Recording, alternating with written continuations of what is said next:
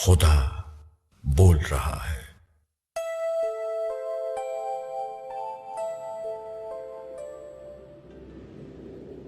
جس طرح کسی انسان کو اپنی کوئی اولاد بری نہیں لگتی، البتہ بعض بچے دوسروں سے زیادہ پیارے ہوتے ہیں، اسی طرح ایک مصنف کو اپنی بعض تصنیفات زیادہ عزیز ہوتی ہیں۔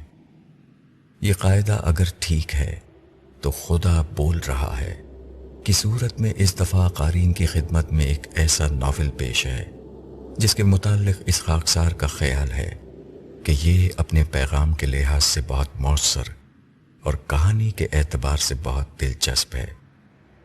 یہ اس مصنف ہی کا نہیں بلکہ ان تمام لوگوں کا بھی خیال ہے جن کی خدمت میں اسے ابتدائی فیڈ بیک یا اسکریننگ کے لیے پیش کیا گیا تھا۔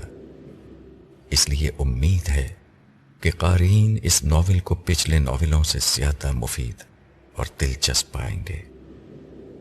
یہاں یہ بات بھی واضح رہے کہ یہ خاکسار کوئی ناول نگار نہیں ہے جسے اپنے گھر کا چولہا روشن رکھنے کے لیے ہر ماہ 2-4 ناول بازار میں لانا لازم ہوتے ہیں۔ میرا پہلا ناول جب زندگی شروع ہوگی حادثاتی طور پر وجود میں آیا تھا۔ اس کے بعد کے 2 ناول قسم اس وقت کی اور آخری جنگ بھی اگلے 5 برسوں میں اسی وقت سامنے آئے جب اندر کی آواز نے خود اپنا اظہار چاہا۔ پیش نظر ناول خدا بول رہا ہے بھی اندر کی اسی آواز کا اظہار ہے، لیکن یہ آواز اس دفعہ کیا پیغام دے رہی ہے، اس کا کچھ پس منظر مجھے بیان کرنا ہوگا۔ اس دنیا میں حیات کا پورا کارخانہ اس بارش کے اوپر منحصر ہے جو آسمان سے برستی اور اہل زمین کے سوکھے لبوں اور دھرتی کے پیاسے وجود کو سیراب کر دیتی ہے، لیکن آسمان سے باران رحمت صرف بارشی کی شکل میں نہیں برستا بلکہ وحی ربانی کی شکل میں بھی نازل ہوتا رہا ہے۔ آخری دفعہ رحمت کی یہ بارش عرب کے صحرا پر ہوئی تھی اور پھر وہاں سے بہنے والے ہدایت کے سرچشموں نے کل عالم کو سیراب کیا تھا۔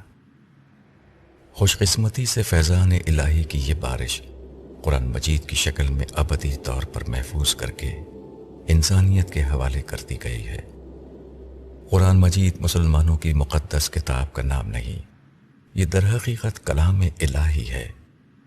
اس کی شکل میں خدا ہے جو ہمارے سامنے بول رہا ہے۔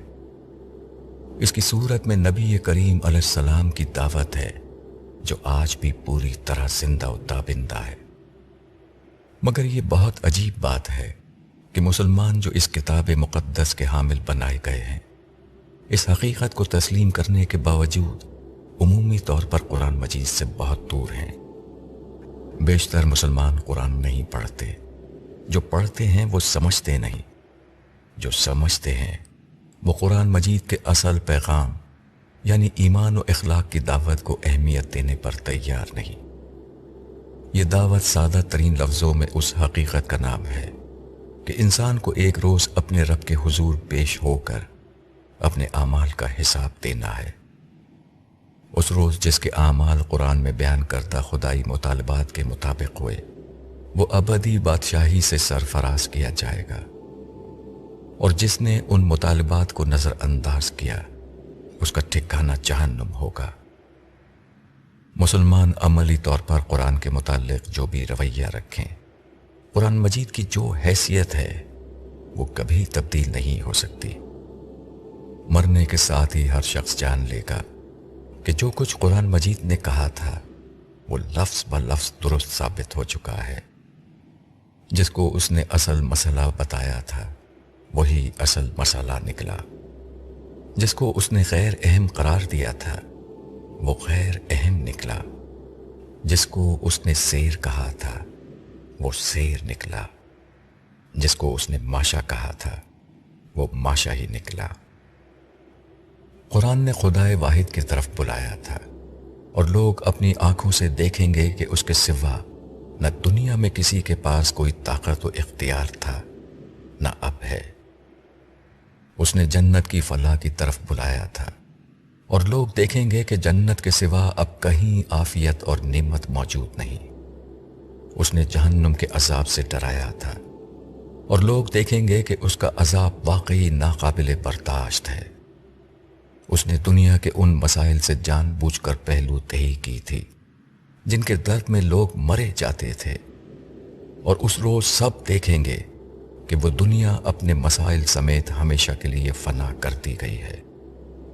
اس نے عمل صالح کو جنت کا ضامن قرار دے کر اس کی ہر تفصیل بیان کر دی تھی، اور ہر شخص دیکھ لے گا کہ اس سے ہٹ کر کیا گیا ہر عمل خدائی میزان میں بے وزن ہو گیا۔ اس روز سب جان لیں گے کہ قرآن کی ہر بات سچ ثابت ہوئی اور ہر ترجیح اہم تر نکلی۔ اس کا سبب یہ ہے کہ قرآن خدائے رحمان کی صفت کلام کا ظہور ہے۔ اس کا لفظ لفظ خدائے رحمان کا انتخاب ہے، جسے جبریل امین نے لوح محفوظ سے پایا اور قلب حبیب علیہ السلام پر پوری امانت داری کے ساتھ نازل کر دیا، جسے نہ کبھی شیاطین جن چھو سکے، نہ شیاطین انس اس میں کوئی تبدیلی و تحریف کرنے کے قابل ہو سکے۔ باطل نہ اس کے آگے سے راہ پا سکا، نہ پیچھے سے اس میں داخل ہو سکا۔ یہ محمد الرسول اللہ صلی اللہ علیہ وسلم کی لائی ہوئی وہ ہدایت تھی جو قیامت تک تمام نبیوں اور رسولوں کے قائم مقام ہو کر انسانیت کی ہدایت اور رہنمائی کے لیے کافی ہے۔ قرآن مجید کی عظمت اور اہمیت کا یہی وہ احساس تھا جو اب ایک ناول کی شکل میں ڈھل کر قارئین کے سامنے پیش ہے۔ اس کی کہانی جنت کی زندگی اور میرے پہلے ناول جب زندگی شروع ہوگی کہ مرکزی کردار عبداللہ سے اٹھی ہے۔